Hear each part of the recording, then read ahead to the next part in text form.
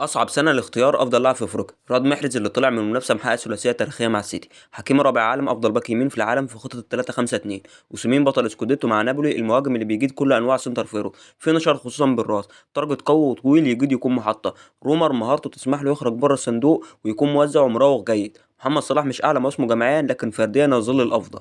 شوف مقارنة الثلاثي المرشح بس استنى التلاتة مراكزهم مختلفة فهجيب لك مقارنة شاملة فيها الكم والجودة أي خدمة. على مستوى الدوريات اوسيمين لاعب مسجل اعلى من الاكس جي اكسبكتد جول بحوالي 5 اهداف، قلت لك فينشر خياري، الصناعه اكيد لصلاح، الجوده في كل معطيات لصالح حكيمي، لاعب الكره بتطلع من رجله مسطره، تمريرات بكل انواعها طول وعرض وقصير، دفاعيا اكيد هو الاقوى. على مستوى دوري ابطال الكلام ما اختلفش كتير لكن صلاح مجمل هو الافضل.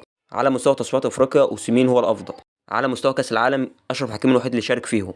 بس النقطة الأخيرة بالاختيار أوسيمين ما كانش لاعب عادي في الموسم ده، أفضل خط هجوم في السكوديتو وموسم استثنائي، حتى على مستوى البالون دور هو كان مركز تامن وصلاح ال11 ومكان حكيمي في أول 30 كان بونو، فاختار أوسيمين.